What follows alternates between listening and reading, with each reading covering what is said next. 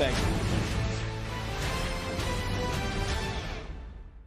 We win Pennsylvania, we win the whole deal. You know that, right? But I'm a man from Scranton. He left at 9 years old, and that's okay. I chose Western Pennsylvania for my first stop as a candidate, and now for my last stop before Election Day, because you represent the backbone of this country.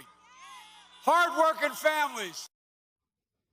Biden both campaigning hard in Pennsylvania in the final days of their campaigns. The Keystone State, of course, is crucial to both sides as the two men battle for its 20 electoral votes. Let's bring in Senator Chris Coons, a Biden campaign advisor and member of the Senate Judiciary Committee. He joins us now. Senator, great to have you this morning. So tell us about it. Why is Pennsylvania so key to Joe Biden's election?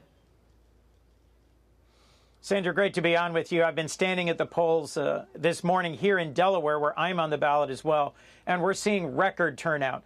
There are 100 million folks who've already voted absentee or by mail, and there's a dozen states where the counting begins today. It doesn't end today. Pennsylvania is likely to be one of those key swing states that may well decide this election. But like Pennsylvania, North Carolina, Wisconsin, Georgia, they begin counting ballots today. So all those folks who are out there standing in line, those 100 million folks who've already voted, they deserve to have their ballots counted. States and counties decide our elections, not candidates.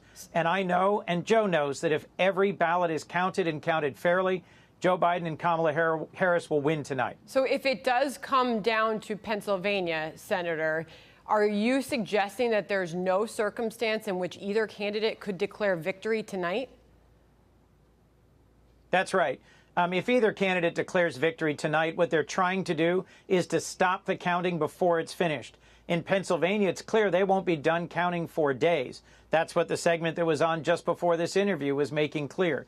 And we have several other states where, by state law, they haven't even started opening the ballots until today, even though they've had record absentee and mail-in ballots. So if we want to have a free and fair election, we should do, as has always been done, count the ballots, even including those that have come in before and will be counted after. Obviously, some folks are saying that no, elections are decided on Election Day. That's just not true. Well, Senator, and you know that. Obviously, the early voting nature of this is why this has become such a political hot talking point all the way up to Election Day. Here's the early voting in Pennsylvania broken down by party, and it clearly tells you why that is the case. 66.1% Democrats, 23% Republicans. It's assumed that we'll see a big Republican turnout on Election Day, as history tells us, Senator. So to that point, who does that early voting benefit? Which party, which candidate?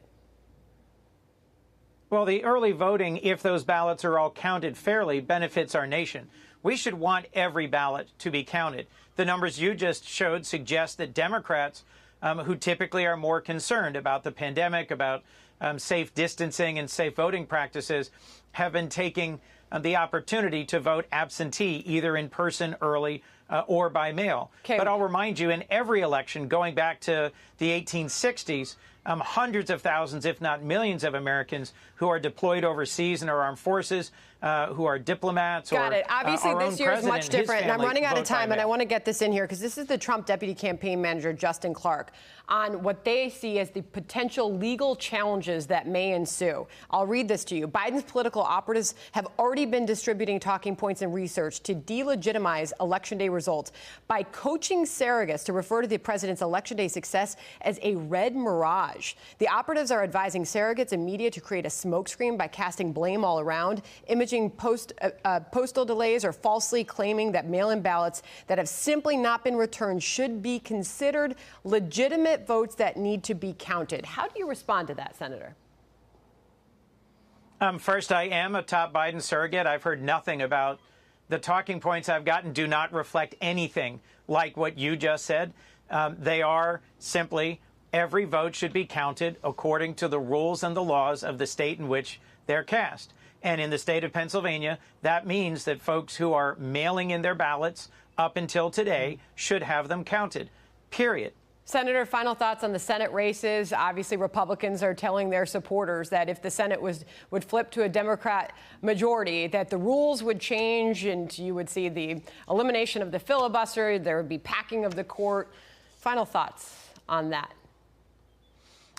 Final thoughts. What I hear from Delawareans they care about most is getting us out of this pandemic, moving forward from the recession, and bringing our country together. I think Joe Biden is the right candidate for president to do that for our nation, and I think he's more likely to be successful at doing that with Democrats in control of the Senate. Anything specific to what I just asked, though, on relieving any of those concerns?